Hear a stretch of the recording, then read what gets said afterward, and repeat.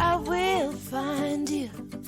You will ask, what will you do when they find me? Don't be scared of yourself. Hi, I'm Dawn. And I'm Ashley. We would like to welcome you to the Work It, You Are Worth It podcast. We're two friends sit around and talk about healing, growth, and healthy relationships. Hey, Ashley. Hey, Dawn, how are you? I am outstanding. How are you? I'm good. I'm really good today. Good.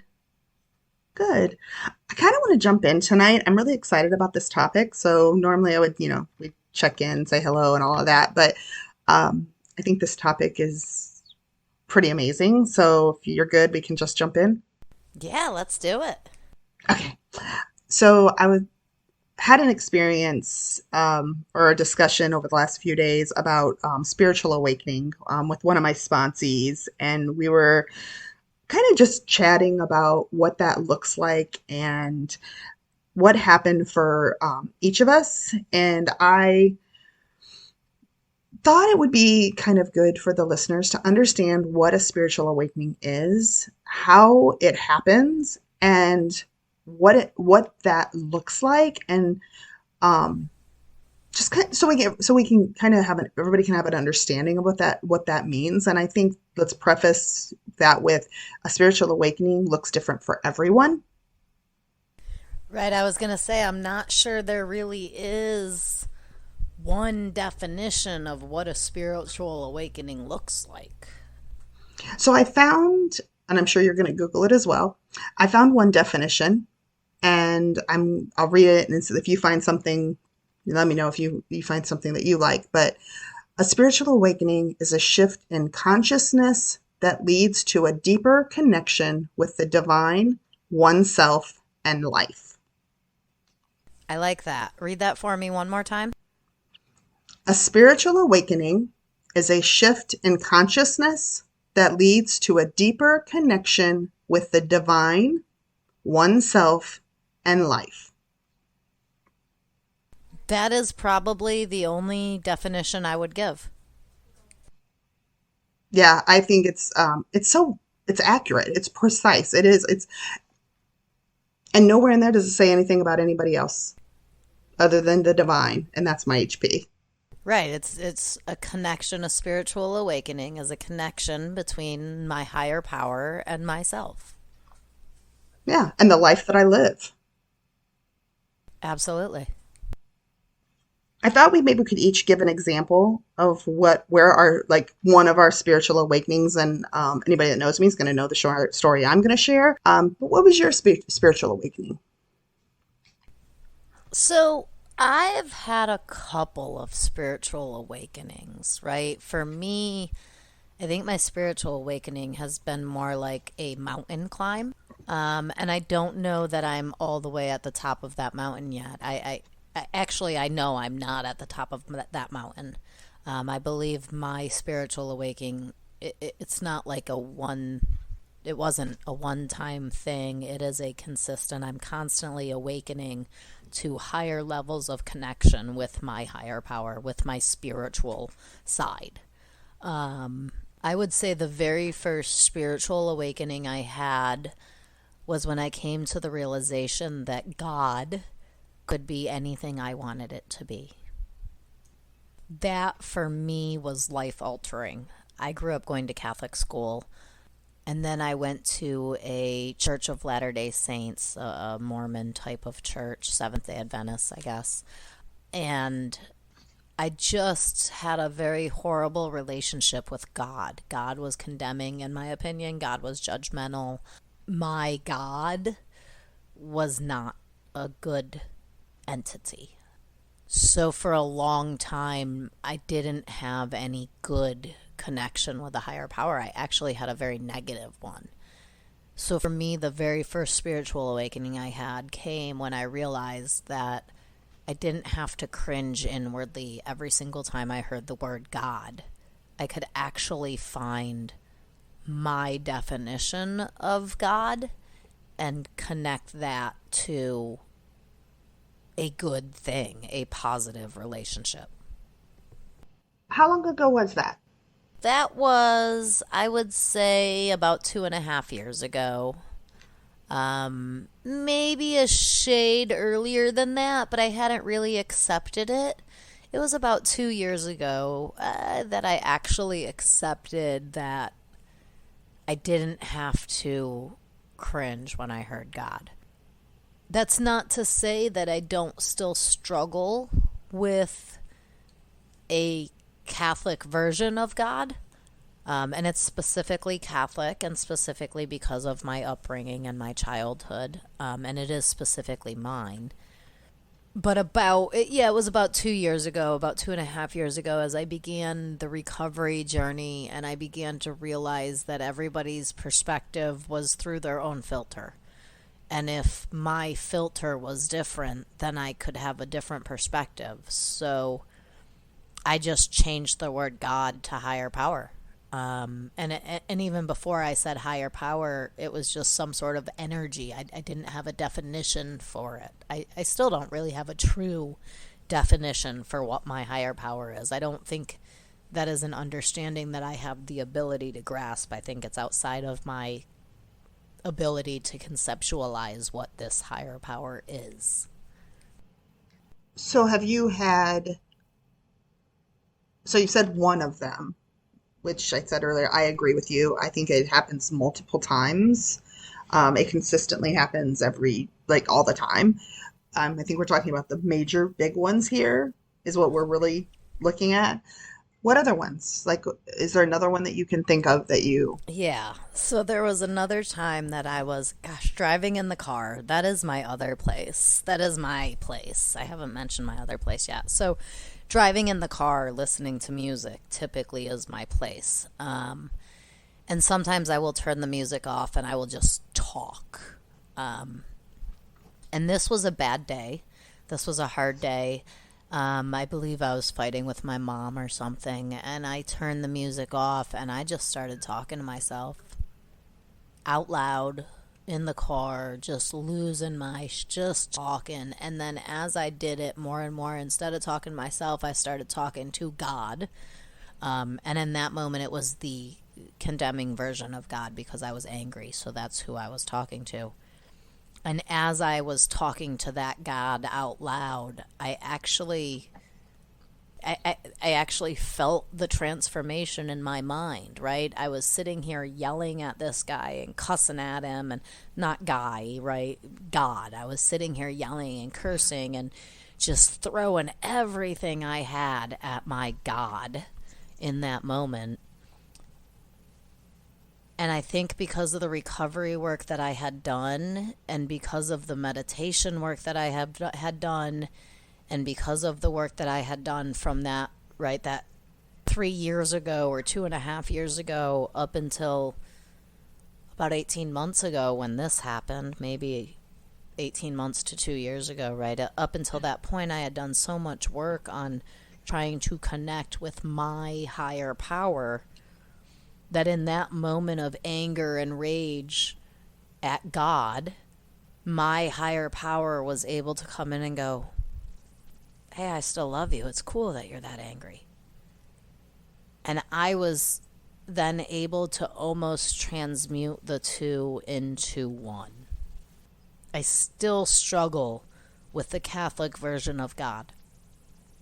I still struggle with going to a church and listening to a preacher and the religious aspect of the Catholic version of God. However, what I was able to do in that moment is take this energy that I knew existed as a creator and this energy that I believed truly wanted the best for its creations, and I was able to put the two of them together, almost make peace with the childhood. I'm going to ask you for a third one only because I'm hearing something and I want to see if what I'm hearing is true. So is there another one? If not, that's fine. But I'll just tell you. There is. So the most recent experience I can say that I have had with a higher power was actually just a few short months ago.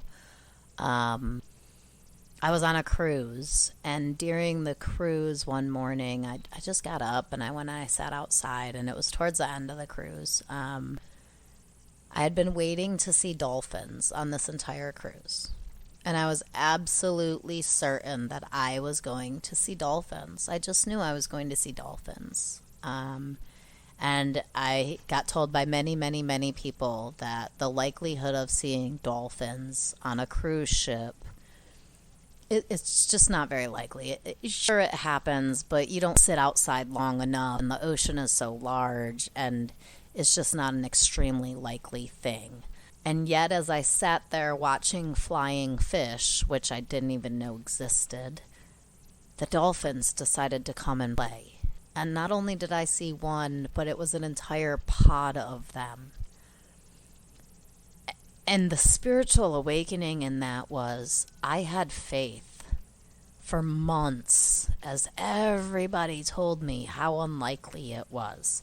Even right up to like the cruise director and the customer service agents as we walked on board. And I'm like, oh, I can't wait to see some dolphins. And they're like, yeah, you're going to have to pay a lot of attention in order to see them. And I'm like, no, it'll happen. Don't you worry. And I did not sit out on the balcony of the boat the entire time we were there, right? We went to the casino, we went to the shows, we did the pool, like we did everything. Right.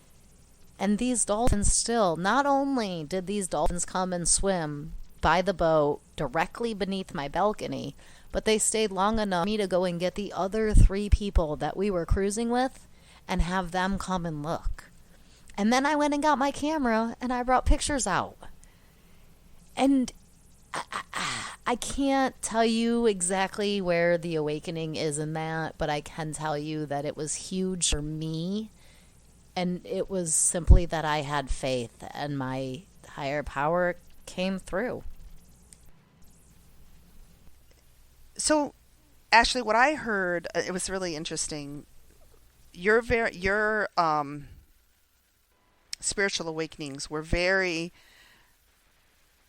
they were definitely more higher power aware in all 3 situations. Like, it was very much of except for the last one, it still was a higher power base, but right, it was in your car conversation with your higher power. The first one was very much of a connection with your higher power and kind of your higher power showing you what it is. Yes, very much so. So I guess the way I would go deeper into it would be my higher power has always been there, and it has always been willing to have this amazing relationship with me. But until I was ready to communicate with it, it couldn't communicate with me. So the very first one was this realization that my higher power didn't have to be this condemning, judgmental, horrible thing. It could be whatever the hell I wanted it to be. And that allowed me to open myself up to hearing from this higher power, to seeing signs of this higher power, to maybe even beginning to understand this higher power. And then once I opened myself up to that extent, then I was able to finally hear, like genuinely hear what the higher power was trying to tell me, is trying to tell me. And then even the third situation on the cruise, it wasn't the physical act of seeing the dolphins that meant so much to me. It was the fact that through all of this naysaying, I still had this gut instinct, this belief that I was going to see this. This was going to happen to me because my higher power said so. Like, I just believed it. Like, I just knew. My instincts told me this was going to happen. And no matter what anybody had to say to me, I still believed it. And my higher power came through for me. Like, yeah, it's just seeing dolphins. Yeah, that's all it is.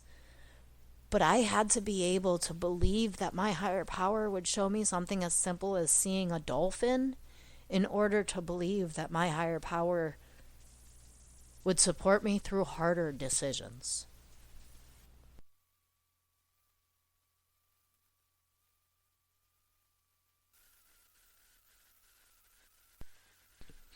So that's a great transition into mine, because mine are not as similar to yours at all. Mine are my spiritual awakenings were based around fear and knocking those walls down, those walls of fear down, to be able to trust myself and find myself, and then in turn trust my higher power as well. So my first true spiritual awakening was about 2.5 years into recovery, and it's not saying there wasn't other ones. It's just this for me was a very big moment.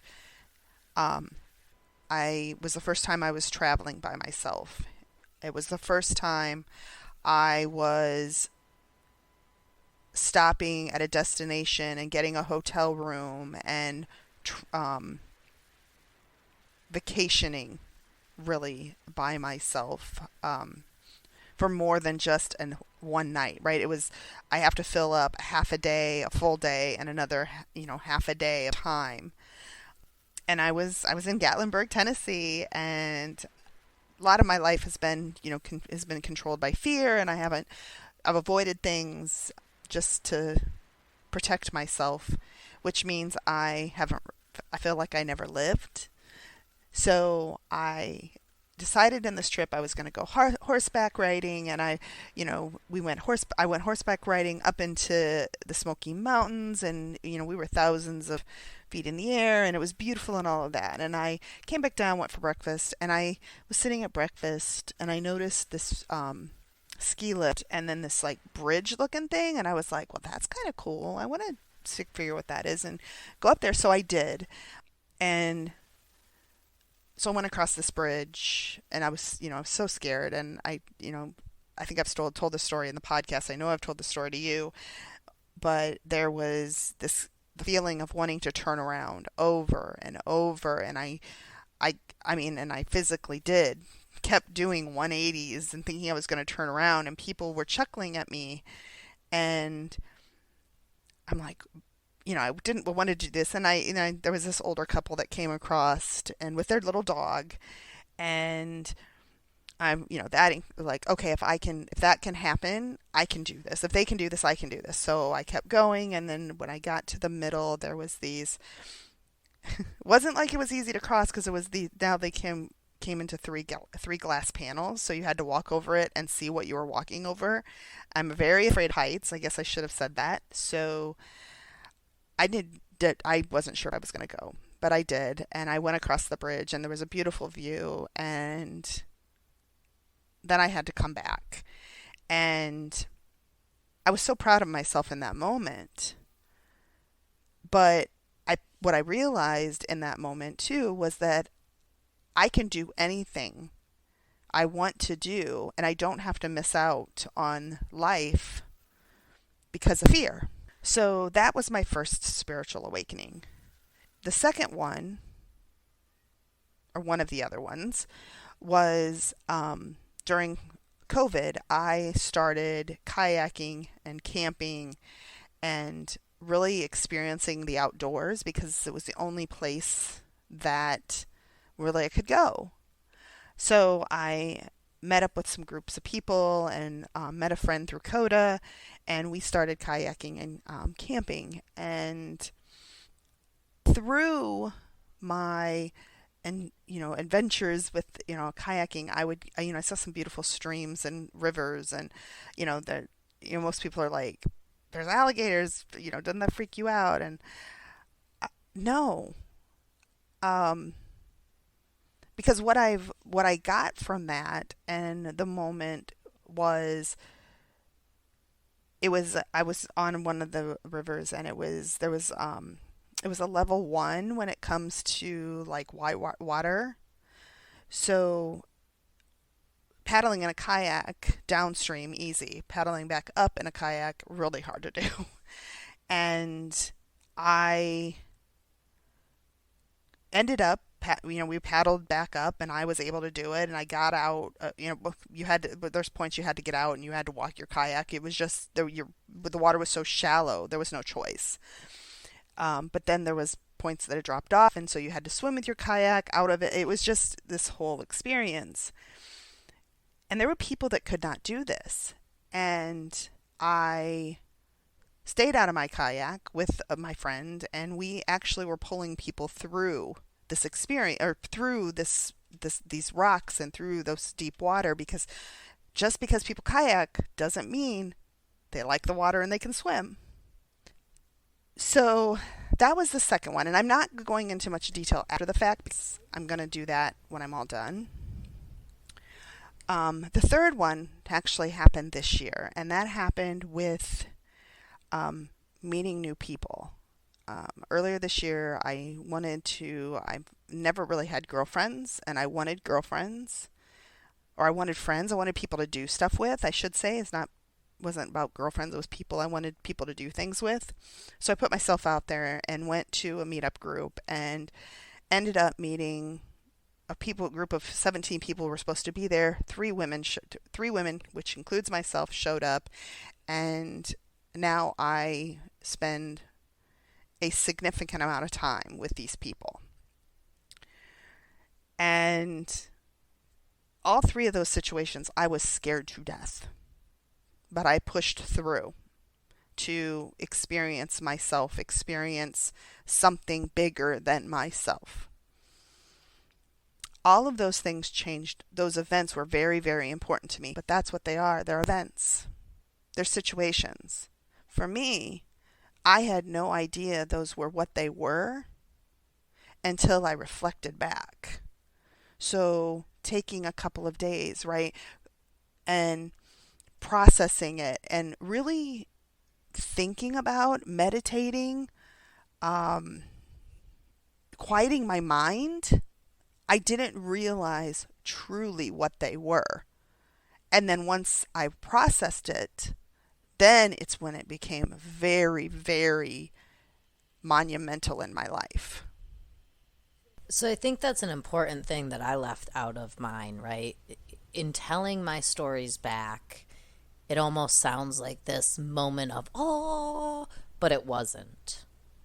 It was never, even in the car where I was screaming at my higher power and I was angry, and then this sense of almost transformation. In that moment, it wasn't like this, oh my God, I see it. In that moment, it was dirty and it was ugly and it was sloppy. And it was only after I was able to come back and go, like you said, after days of processing, where I was able to think about what happened with a different perspective, right? In the moment, even when I saw the dolphins, in the moment, I wasn't like, oh my God, this is my higher power. It very much took processing and time to see that that's what that was. After each one happened, did you run to call and tell people? Well, no, because I didn't know that that's what it was. I couldn't tell anybody anything because I didn't, right? I had to process it. I had to, and honestly, I still don't run to tell people. The only time I share my spiritual awakening with people is if they specifically ask for it.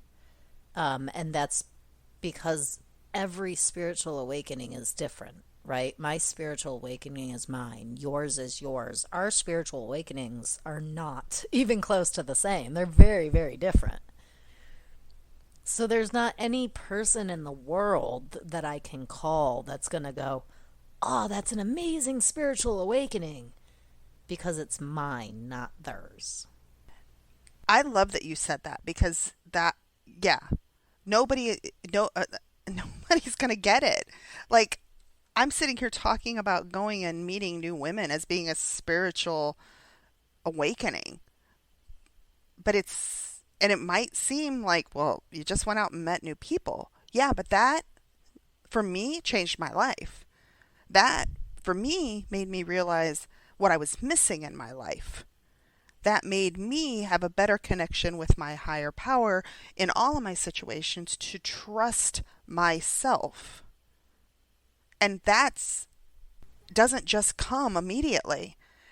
I just thought in the situation of the kayak and, being able, jumping in the water and helping people, was just jumping in the water and helping people. That's what I realized after the fact and through the work was, I am strong.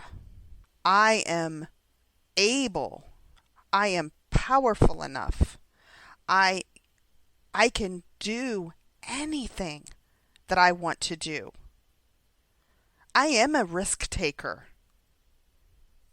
So to me, it sounds like your spiritual awakening, and please correct me if I'm wrong, but what I'm hearing you say was very much about you being willing, right? It was about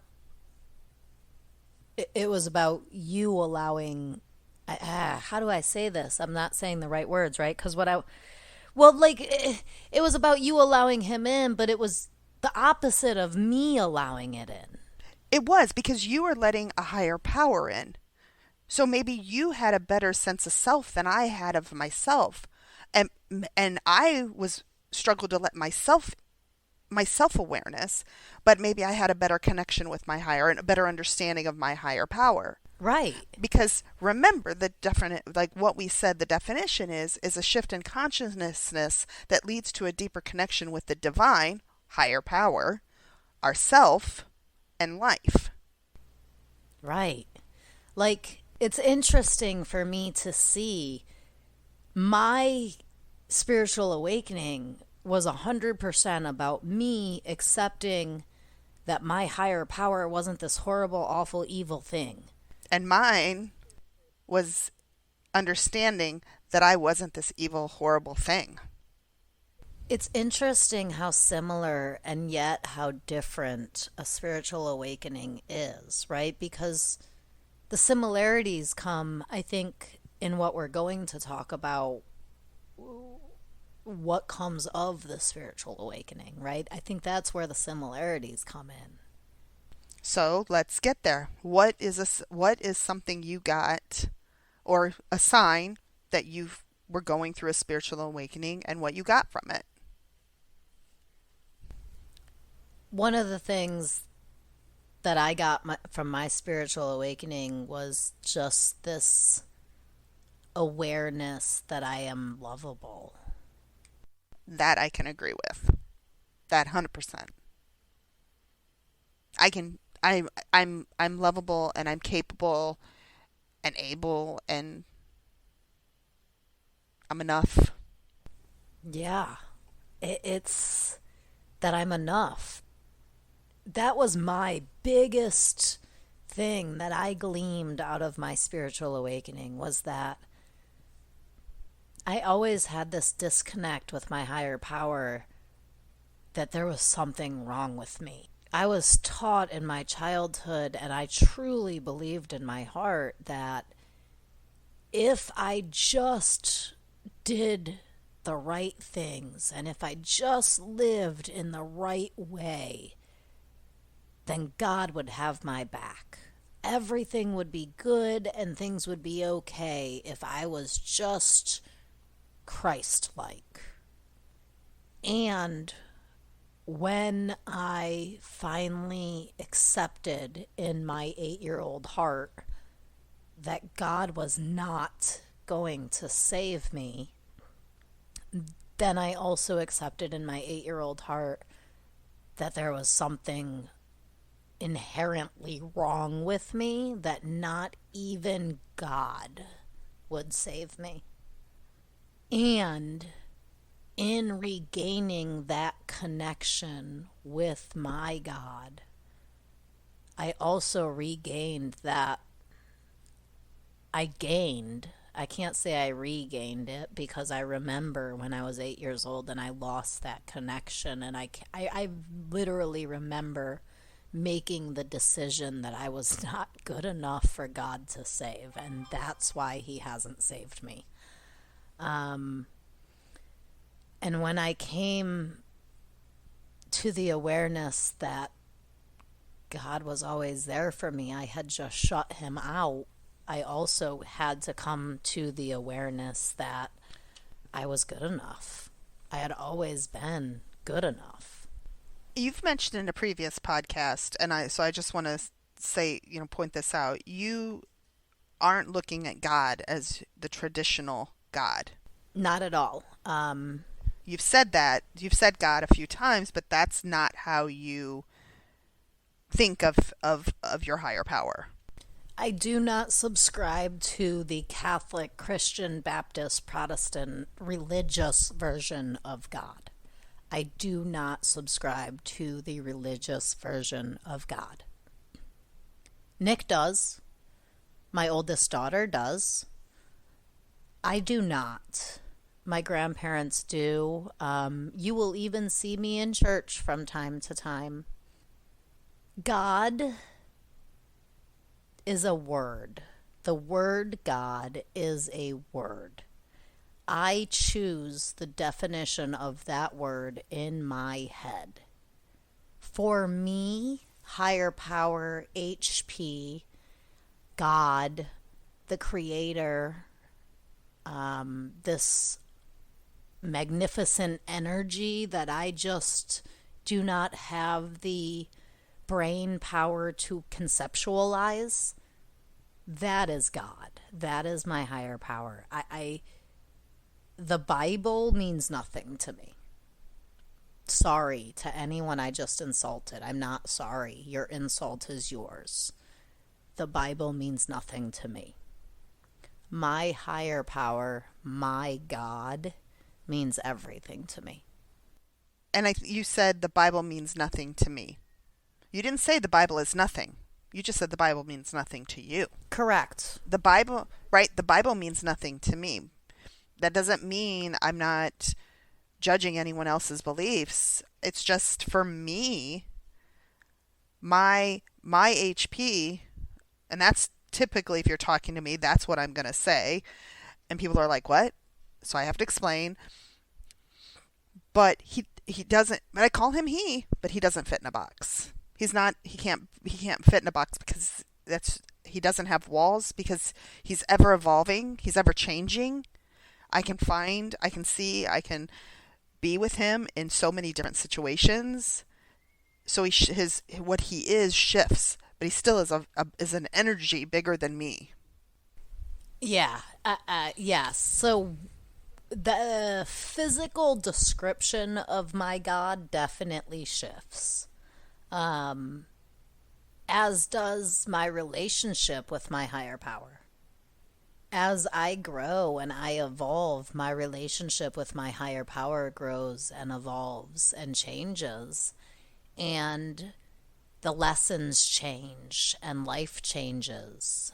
So yeah, it is ever shifting. It is ever growing and changing. It does not look the same as it did a year ago, 2 years ago, 10 years ago, or 20 years ago in any realm of the imagination. Right, because you've changed, you've shifted. You look different than you did a year ago, 2 years ago. Absolutely. And I think that's the way it should be. So something else that I think happened after my spiritual awakenings, each one, and I think that's the thing, they happen so many times because I have to learn something. And it might not be about the event, it's just I need to learn something. And one of the things that each time has happened is I believe something different. I learn something different. My understanding about something is different.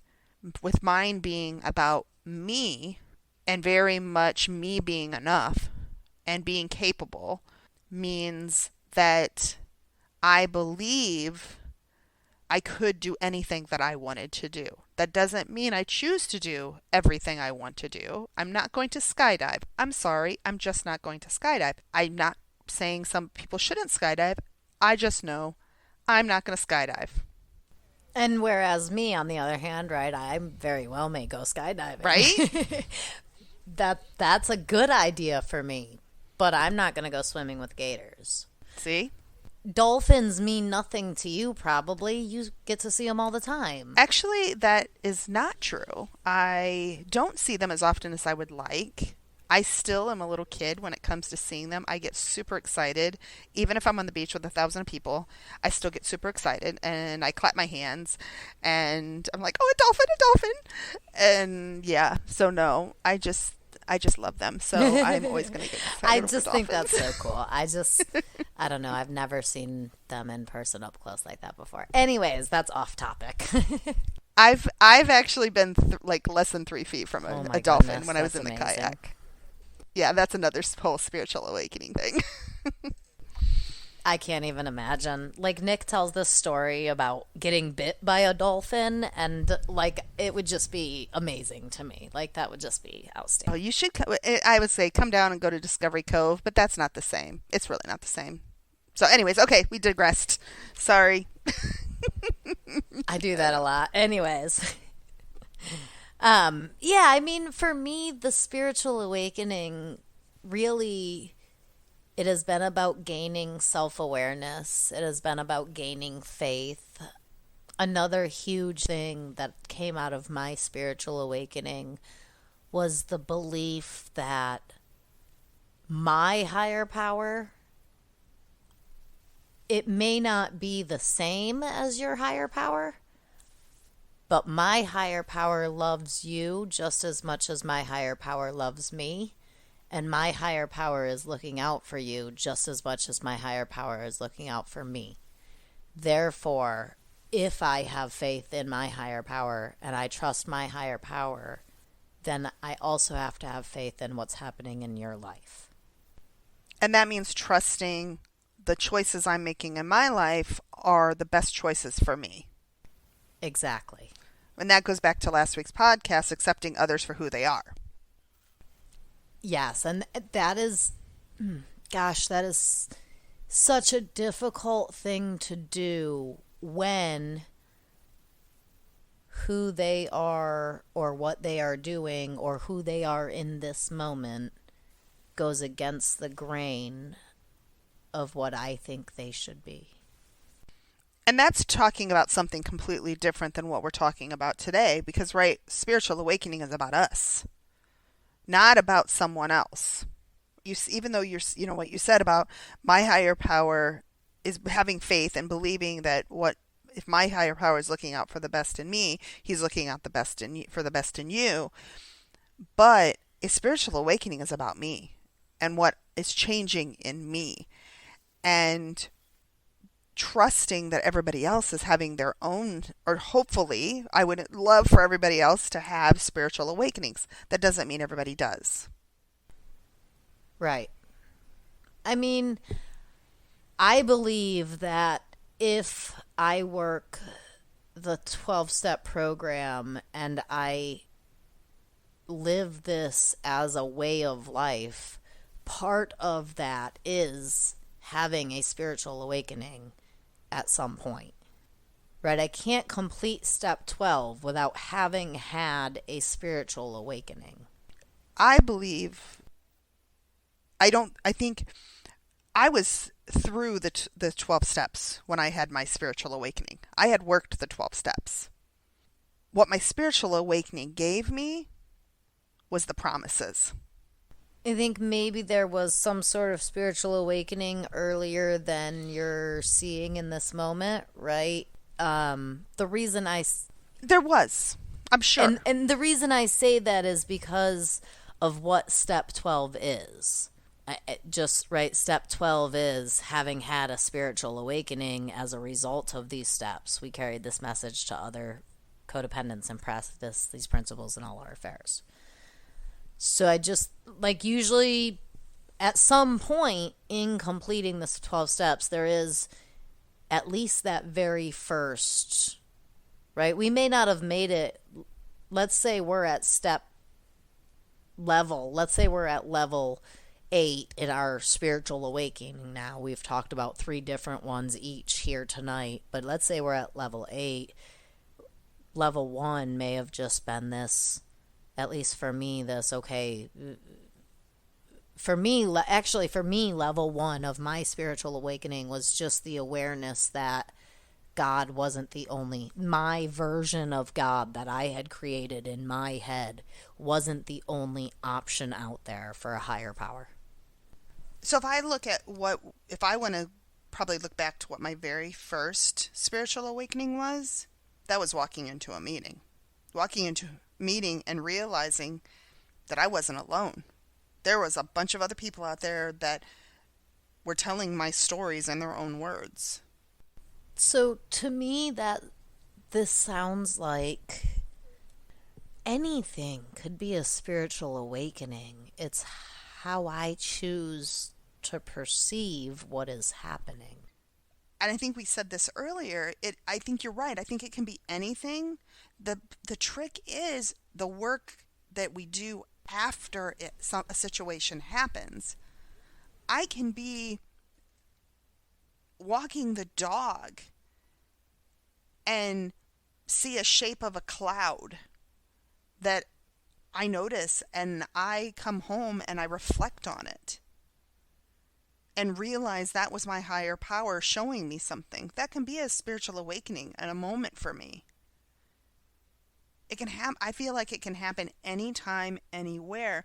But if I'm forcing it to happen, I'm forcing something to change my life, it's not going to happen, because that's not the way, it's not the event that's changing my life. Well, so what if we go and, just playing devil's advocate here, right? If we go with that, let's just say I force an event. Let's say I force this spiritual awakening and I create it. Okay. If it's the work that happens after that really counts, then even though I have forced this or created this awakening, if I am willing to put my heart into it, and I am willing to build this relationship with this higher power, does the actual awakening itself, or how it came about, does that matter?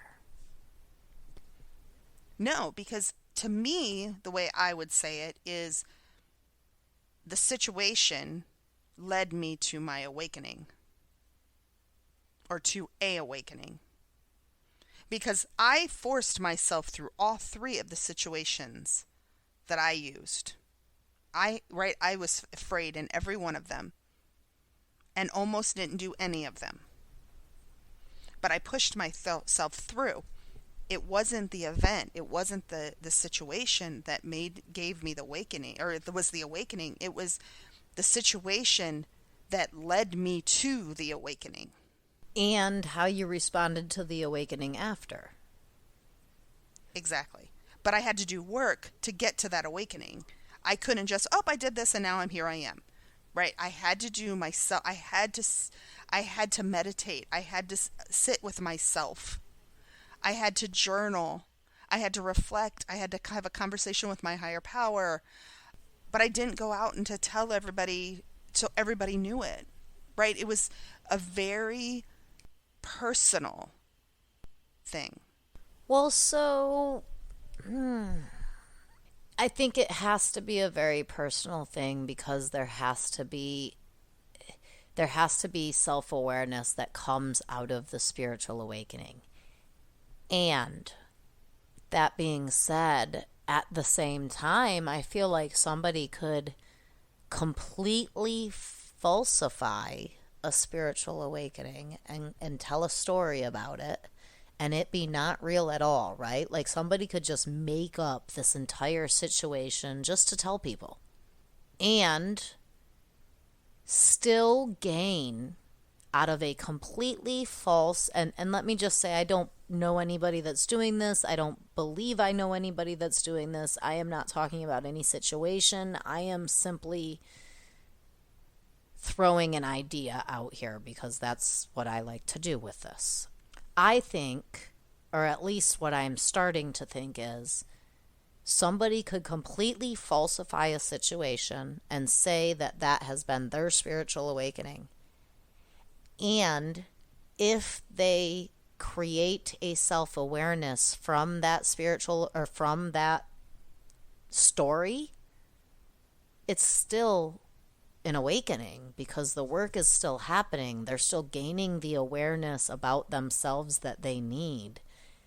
As long as they continue with the process, I don't know that it matters how it happens or what actually takes place. You know what I mean?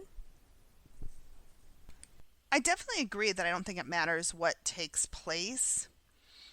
But I feel like those moments that, we're talking about, we're talking about a situation of being in the car, which was a very simple, everyday situation, right?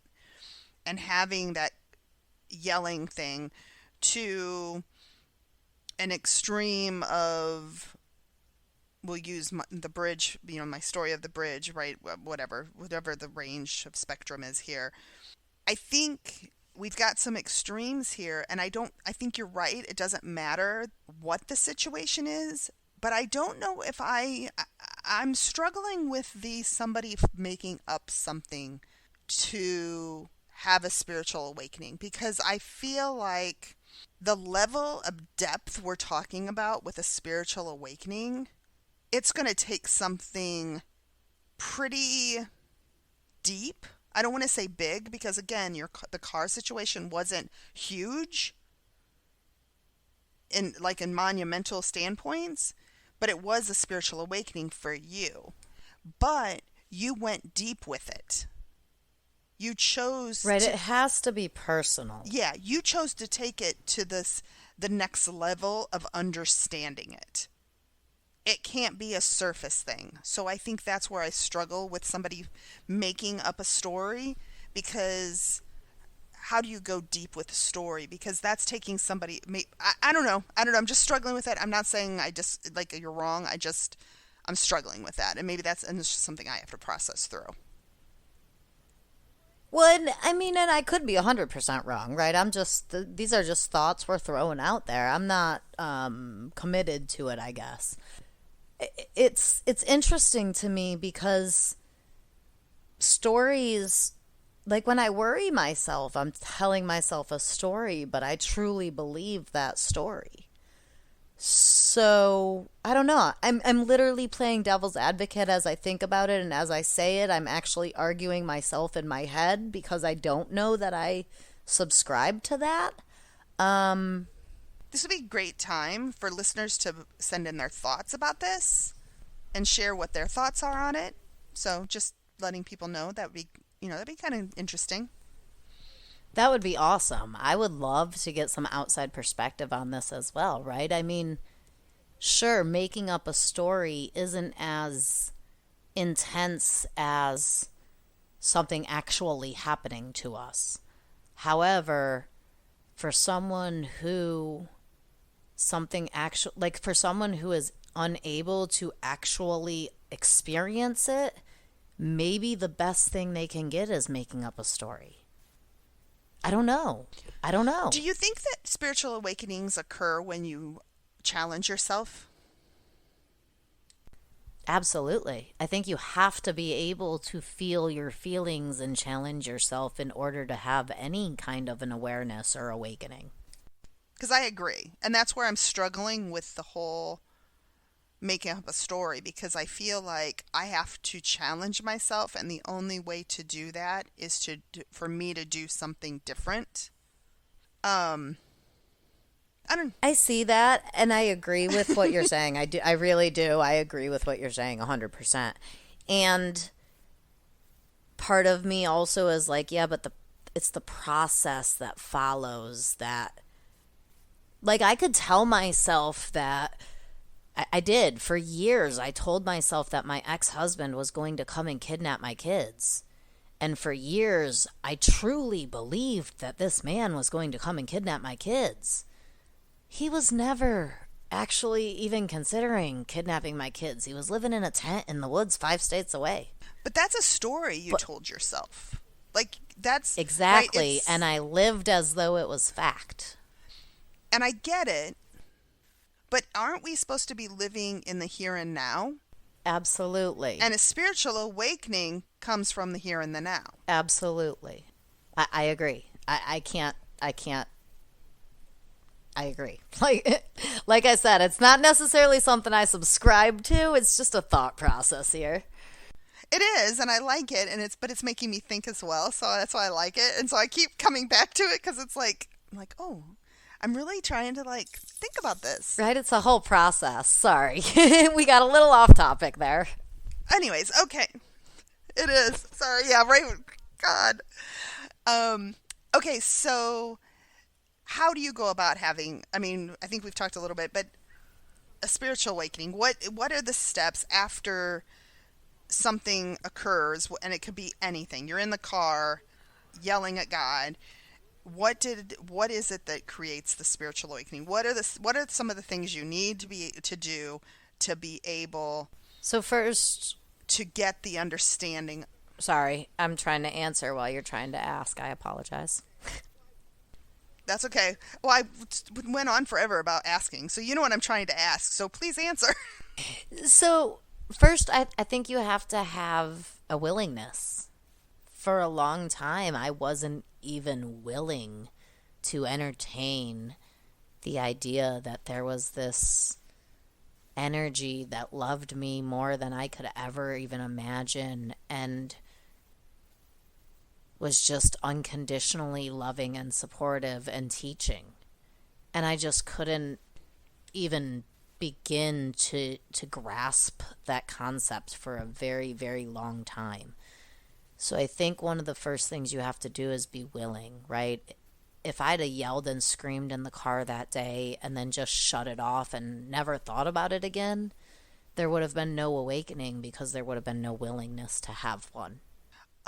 For me, one of the things I think of is connecting with nature and getting outside, connecting to, my feet to the ground in the universe, that energy.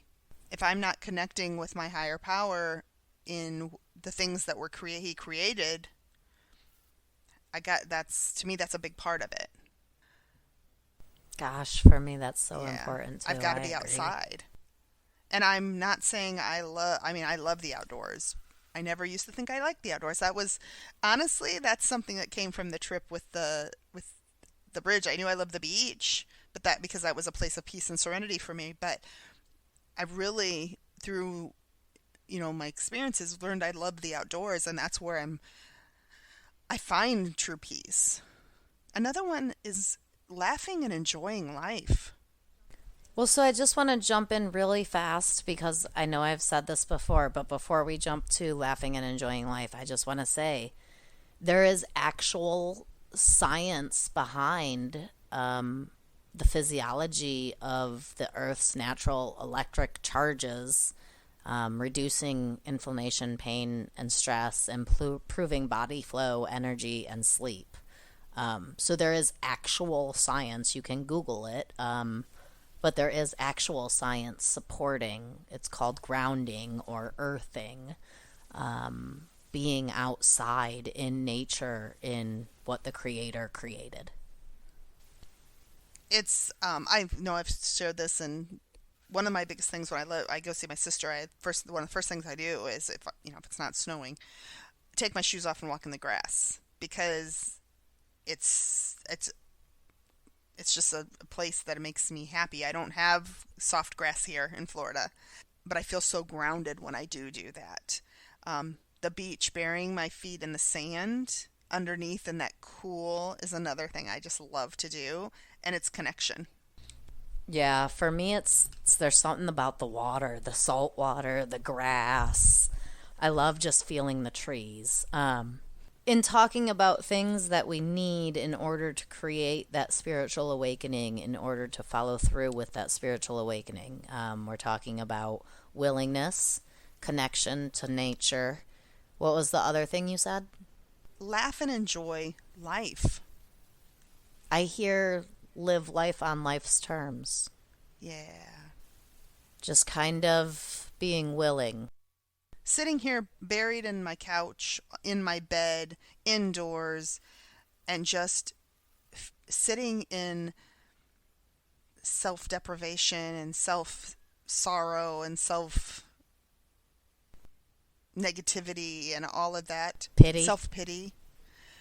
That is not going to create a spiritual awakening for me. I got to get out and live life and enjoy life and laugh. Yeah, I have to be willing to find the good things that exist amongst the chaos. Yeah. Gratitude.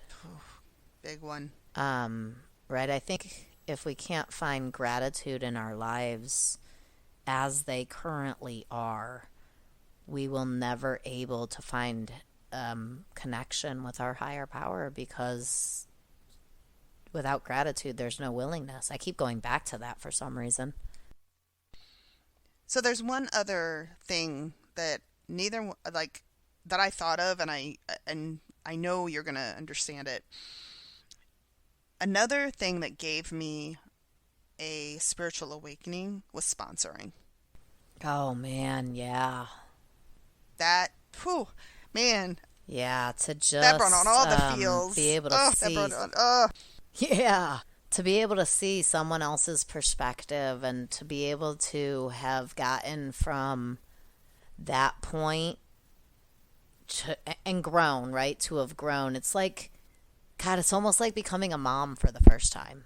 It really, that's just this whole new level of growth and of awareness and of responsibility and of, right? When I became a mom for the first time, I just learned so much about myself and the world around me. And when I became a sponsor for the first time, it was also this whole new level of awareness of myself and the world around me. And talking through different situations and listening to sponsees' stories and giving them thoughts made me reevaluate myself, made me reevaluate different situations in my life that I thought I had worked through that maybe I hadn't worked through as much as I needed to. If I sit back when I'm sponsoring and I go to a meeting and I share, and I trust my HP is gonna put out the words that I need to put out, that's when I get a spiritual awakening, because it's like, oh man, HP, seriously, really? Wow. Just wow. I love those they're like little, I don't necessarily consider them spiritual awakenings. They're like little reminders, like, hey, look, I'm still here. Look, I ain't going nowhere. Listen, here's something you need to see. But when you notice those things, then I think that goes back to the awareness. It's not just these major things that we should be aware of. It's also the every little day things that pop up that I used to ignore. Yeah, for sure. It is definitely like any other relationship. If I ignore it, it will die. If I water it, it will flourish. And then for me, the last thing that has been a very big spiritual awakening is doing a podcast with you. That's a level of commitment and a level of awareness and a level of mindfulness that I have yet to encounter in any other aspect of my life doing this podcast. Never would I have expected it to be. Like, I say this, and I know we've talked about it, but like, when we decided to do it, it was like, hey, do you wanna? Okay. And I didn't realize that how much I would work through in doing this. Just sharing our stories and having a conversation about different things that we have learned and done. And putting it out there to the world while we do it. Yeah. Right? For me, one of the biggest things I have gleaned from doing this podcast is an awareness of how I talk to and about those that I truly love. Because there's so many times where I'm frustrated or I'm irritated and I just want to throw the first thing that comes into my head. And being on a podcast, we can't do that. It wouldn't be fair. It would be so inconsiderate and so self-centered. And I don't want to be those things. So I have to have this awareness of what I'm about to say and what I'm about to do before I allow myself to do it. Do you think the podcast and then sponsoring brings a level of accountability to you that is what has elevated your recovery? Because that's what I feel like. I feel like I have a whole new level of accountability to, I'm not going to say the words to let somebody down, but to live my authentic self and be my authentic self. Right, it would have been so easy to fall back into old patterns. If I didn't have sponsees, if I didn't have a podcast, if I didn't have these responsibilities that I have given myself in order to maintain my growth, I wouldn't continue to have the level of growth that I continue to see within myself. It has definitely given a level of accountability and self-accountability that I was not expecting. But I believe my higher power knew that I was ready for it. And I think that's part of it, is like, I'm just here, I'm just, okay, whatever you want me to do, I'm going to do it. Not for everybody, for my higher power, is just opening myself up. And it's like, okay, Dawn, you're ready for this. This is what you're going to do. Okay, I'll do it. I'll do it as long as he tells me I should be doing it. Absolutely. I agree 100%. Well, Ashley, I hope you have a spiritual awakening soon. Thank you, Dawn. I hope you do as well. Listeners, please share your spiritual awakenings with us. We would love to hear them. Absolutely. And if anybody has one they want to share with us, we'd love to share one on the air. Yes. But I think that goes back, like what we were saying earlier, share the spiritual awakening is not the event. It's the work you do after. That's what matters. Thanks, everyone. Thank you, Dawn. Another wonderful evening. Thanks, Ashley. Have a great week. Bye. Bye. We would like to thank you for joining us on this journey of self-discovery. Visit the Work It website at workitYouAreWorthIt.com to submit your questions and topics for future episodes. And remember, work it because you are worth it.